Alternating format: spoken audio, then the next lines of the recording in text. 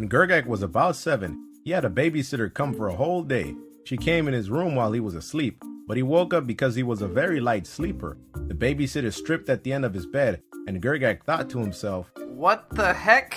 When she saw that he was awake, she ran out of his room naked. He just sat there in shock, but then barricaded his door. She did it again and again, so finally he asked, "Lady, why do you keep doing this?" She just said it was because she wanted to.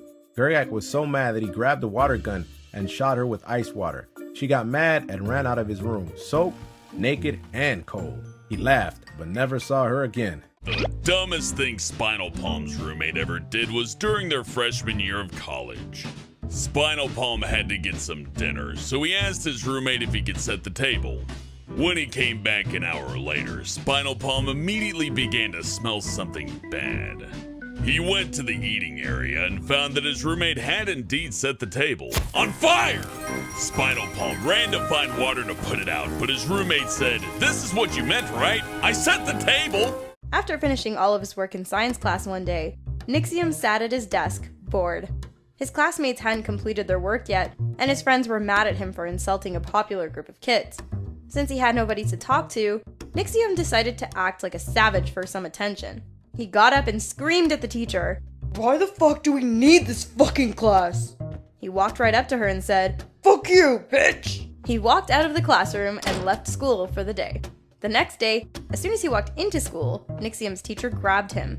She dragged him into the principal's office where he told him he was suspended for a week. After that incident, most of Nixium's friends began to like him again. Hellbent had a crush on a girl that he often played Call of Duty Black Ops 2 with. They were playing Zombies mode, and he decided to ask her out as he was reviving her. Hellbent started asking, "Would you like to go out with me?" but then he got attacked and freaked out, so instead, he said, "Would you fuck me in the asshole? Oh god, you're so ugly! Leave me alone! Oh my god!" She seemed mad at the time, but 5 minutes later she started laughing about it. She asked Hellbent what he was going to ask her, and when he asked her out, she said, "You chose the worst possible time to ask." But sure. There was only one time where I had a babysitter growing up. My parents, they went out one night and my sister was gone, and so my parents left me alone with some teenage girl I had never met before. But I think that she was one of my sister's friends. Now, it turns out that this girl had some issues or something because I remember she was in the living room watching TV, and I guess she thought I was asleep or something because I walked into the living room in my pajamas, and I found her cutting her arm with a knife. She just froze when she saw me, and then quickly pulled down her long-sleeve shirt to hide all the cuts. I asked her, "Why are you doing that?" And she just couldn't even reply. She just sat there quietly and looked at her feet. I never told my parents what had happened, because I feel sorry for the girl. I thought she was trying to kill herself or something, I guess, so it made me sad. Now I know that technically that babysitter didn't do anything to me, but I will say that seeing that as a young kid, her arm just covered in cuts, kinda scared me a bit, kinda messed me up a little.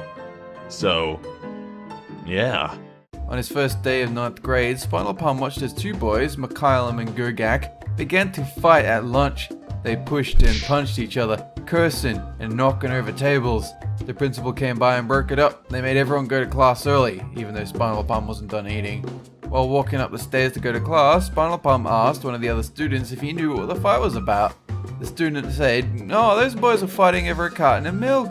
Apparently Gergak took Mikhailum's milk thinking it was his. They got into an argument, then a fist fight. Two students ended up beating each other up over a carton of milk, which was free, with lunch. When Sweet Commando was a teenager, he went to his first party and got really drunk. At the end of the night, his friends abandoned him and Sweet Commando had no way to get home. He couldn't call his super strict parents, so he was forced to call his sister, who was usually mean and selfish. Sweet Commando's sister had to drive hours to get to the party. Sweet Commando thought she would be super pissed, but instead of judging him, she just gave him some water, collected his things, and put him in the car. She drove him all the way home, stopping every 5 minutes so Sweet Commando could puke, and even bought him a pack of cigarettes.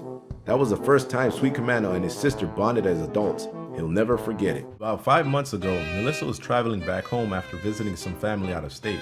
It was pretty late at night since it was an overnight trip. There were only about 10 people on the train. She popped some sleeping pills, put up her hood, stuffed her hands into her pockets, and tried to get some sleep. Melissa woke up about 4 hours later, and when she did, there was a man sitting next to her, leaning against her, holding her hand. She was too drowsy from the pills to say anything more than, "Let go of my hand." so the guy leaned over and kissed her hard right on the mouth. Next, he shoved something into her backpack, and once the train stopped, he sprinted off the train. Since Melissa was still dazed, she had the woman sitting across the aisle go through her bag. Nothing was missing, but she did find a bunch of crumpled up notes written in gibberish. Melissa still doesn't know what they say, nor does she know whatever happened to that man. When Spinal Palm was in high school, he slipped and fell on a rock one morning, hurting his butt. Throughout the day, he kept saying, "Oh, my ass hurts." When he said that in one of his classes, a boy and a girl who sat behind him overheard and began to laugh. The boy asked, "So, who fucked you last night?" Spinal Palm laughed along with them, then explained why his butt hurt. To this day, they still laugh about it. Back then, he even joked that the boy and girl were his school mom and dad.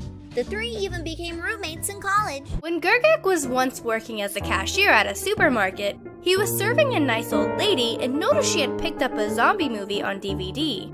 She asked Gergak if he had seen it before, and he shook his head. After explaining the whole movie to him, she then told him how she believed a computer virus would one day take over the world and destroy us all, and diseases will one day be able to bring back people from the dead. Gergak just smiled politely, feeling super awkward, and very glad when it was finally time to serve the next customer.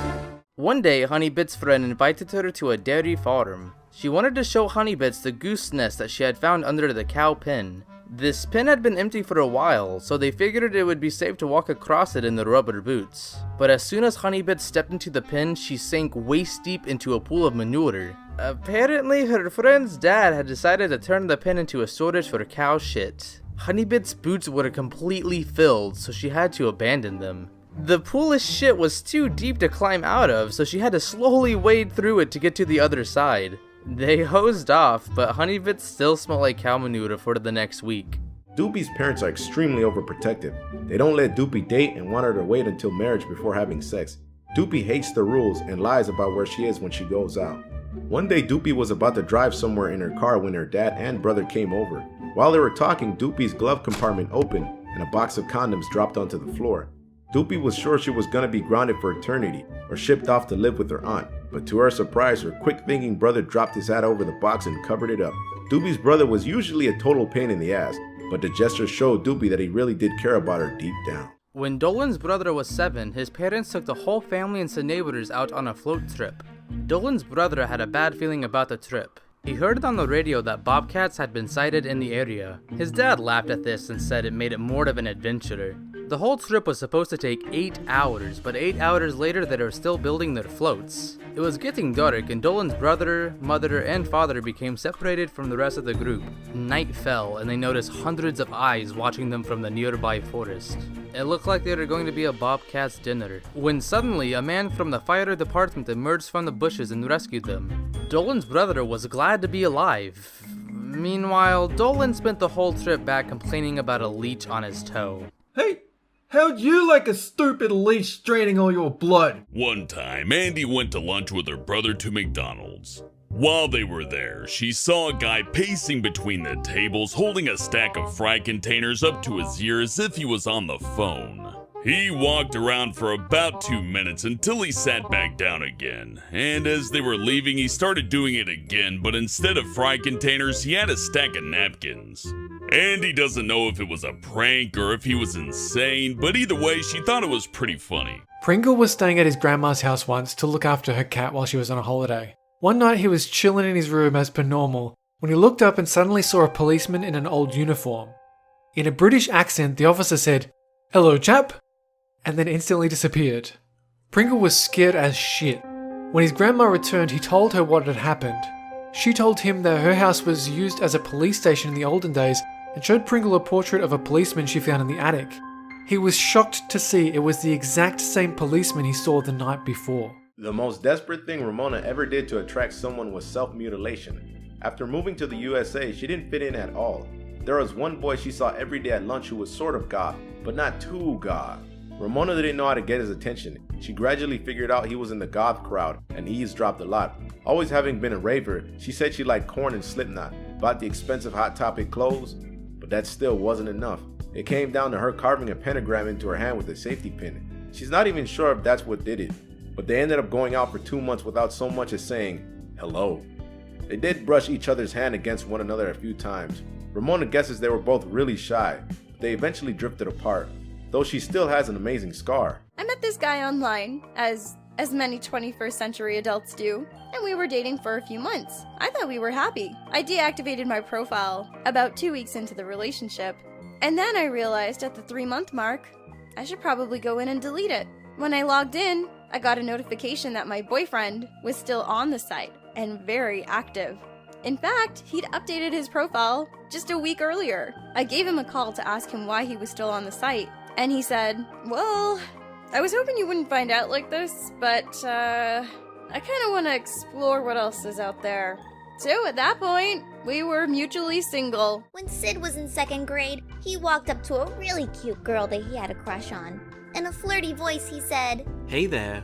She said, hi? Then Sid randomly blurted out, "I have loved you for so long." He was so embarrassed because her friends were there that he ran away. The next day, the girl pinned him against the wall and kissed his neck. She said, "We could be friends." Then she walked away. After that, Sid and the girl became friends. So my brother met this girl at a party and they decided to go on a date, right? While they were out, this girl's roommate sent her a text saying her cat was missing. The girl was a huge animal lover and showed my brother heaps of pictures of a missing cat. She was so distracted that my brother suggested he take her home so she could look for it. It was dark when they got to her house, but my brother offered to help find the cat. As they looked around the neighborhood, my brother was hit by a car. He ended up in hospital with broken ribs and a sprained arm. As for the cat, it was in the closet the whole time. One night, Emoji was driving down the street with her friend. When she came to a stoplight, Emoji saw a police car pull up behind her. Thinking nothing of it, since she had been driving lawfully, Emoji waited for the light to change, and as soon as it turned green, the police car pulled her over. A cop walked over and flashed his light at her and her friend. He asked, "Who's Jesse?" Emoji and her friend didn't know what the cop was talking about.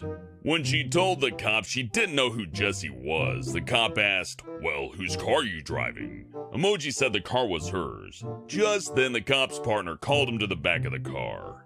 The cop's partner told him, "I told you that was the wrong number," as he gestured towards the license plate. The two cops hopped back in their car and drove away. Andy had been in and out of the hospital for most of her childhood.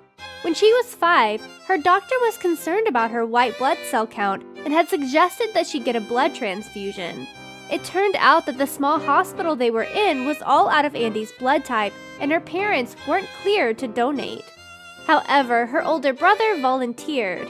Although the doctor hesitated because of his age, since he was only a year and a half older than Andy, her brother was eventually cleared. As everything was being set up, he grabbed Andy's hand and kissed it, telling her that everything would be okay because he had strong blood. Then he turned to their father and asked if it would hurt. Their father said that it wouldn't since the needle was small, but her brother interrupted by saying, "No, I mean, when I die for her." Their parents and the doctor froze for about a minute. Her brother thought that he was giving her all of his blood to save her, when in reality it was only a little bit. The blood transfusion ended up being a success, strengthening Andy's immune system. When Emoji was a kid, he was playing in his front yard when a fully naked man ran out of the house next door with a schlong flipping everywhere. Emoji just stood there, not knowing how to react.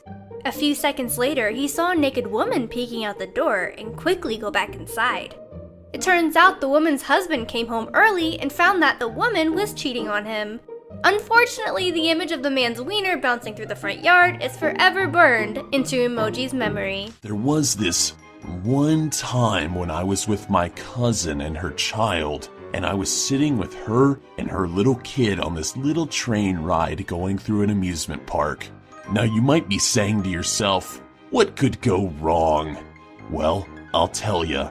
For some reason, the kid in the front row started crying, and then the kid in the second row started crying, and then in the third row, and then in the fourth, and then in the fifth, and then eventually I was sitting there with all these kids, like 24 of them, just screaming and crying and going, "Ugh," and wanting to get off the ride. It was like a 5-minute train ride though, because it went around the entire park.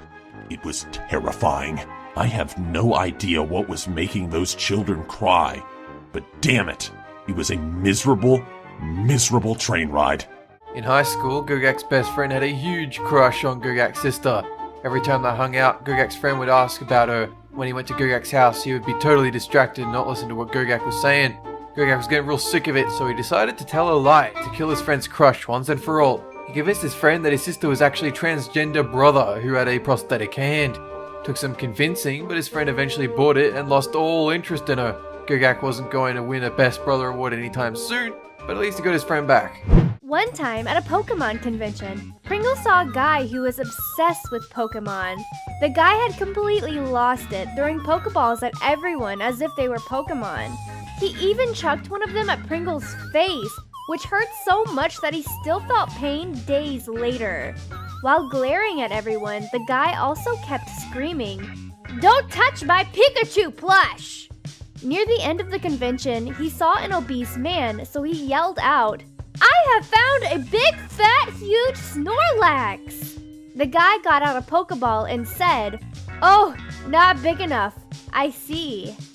So, the guy grabbed one of the giant Pokeballs that were on display and chucked it at the obese man as though it was a bowling ball. The ball ran over the obese man, causing a concussion. That was when security finally came and dragged the obsessed man out of the convention. Animation's secret was from 2nd grade, when she told her teacher that she wanted to go to the bathroom. When she got to the restroom, she was trying her hardest to poop, but nothing was coming out.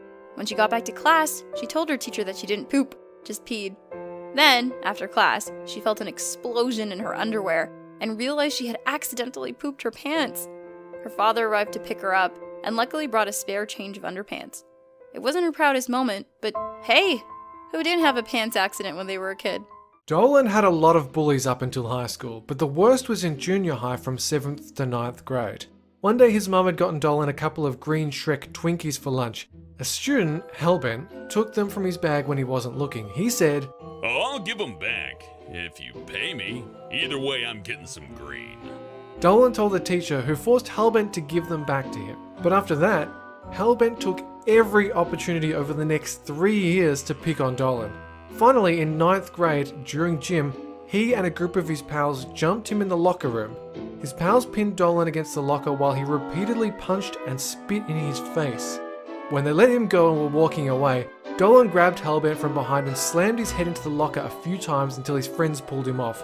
After that, he and his friends stayed clear of Dolan for the rest of the year. One morning when Gurgak was 14, he went to the nearby bus stop to catch a ride to school. While he was waiting, a really rough-looking hooker came over and sat next to him. She was wearing the shortest skirt imaginable, even though it was the middle of winter. She looked at Gurgak, and she asked for the time. Gurgak answered, 6. But this confused her even more. She asked if he meant AM or PM, and Gurgak explained that it was 6 in the morning.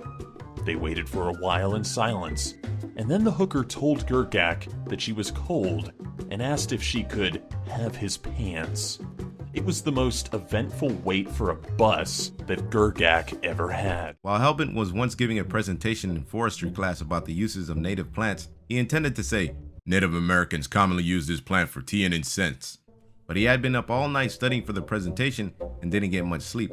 So instead he ended up saying they used the plant for incest and had to stand there awkwardly until the laughter died down and promptly finished up. Somehow he still got an A, even if he did suggest plants were good for inter-family relations. McCollum is just a damn perfectionist and he can always be an ass. At school during the mornings, his friends who are artistic people would always draw. Every now and then McCollum would come by to check their work.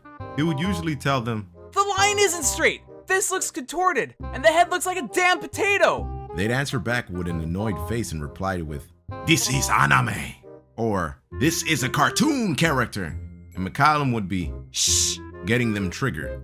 The worst part is, in class, whenever the teacher writes a certain letter wrong, particularly the letter E. He twitches his hand and clutches him into 2 fists. The average teacher then sighs and asks him to get over it and stop distracting the class. He kept doing it anyways, without control or hesitation. Doopy has a cousin that lives way out in the country on her family's farm. One day, Doopy's family decided to go on a road trip and visit them for a while. The house was very big and cold, and so Doopy's mom decided to light the gas heater. Her mom looked everywhere, but she just couldn't find the matches to light the fire. Doopy saw her cousin sneak outside, so she followed her, and to her surprise, she found her cousin shoving the matchsticks into her mouth. When she asked her what she was doing, she told her that the match heads taste really good. Doopy just stared at her, and then walked back inside, slowly. When Pringle was young, he loved to steal. He still doesn't know why. Anyway, Pringle and his family went to a wedding in South Carolina. A couple of days before, they went to the store to get a present for the bride and groom. While in the store, Pringle saw a really cool cap, which he still has to this day, but it was way too big for him. He couldn't just walk out of the store with it, so Pringle shoved it down the back of his pants and left. When they got back to their hotel, Pringle ran into the bathroom and hid the hat in a pile of dirty clothes. So when they got their clothes the next morning, it would look like it was a mistake by the room service. His parents didn't really care seeing the new hat with their folded laundry, so they let him keep the misplaced hat. One day, Sid took his dog out for a long walk. They walked so far that they got lost. He ended up on a street that had a small rest stop. A man was with his own dog at the rest stop, and Sid's dog went crazy. His dog tried lunging at the other man's dog, but Sid pulled on a leash to keep him back.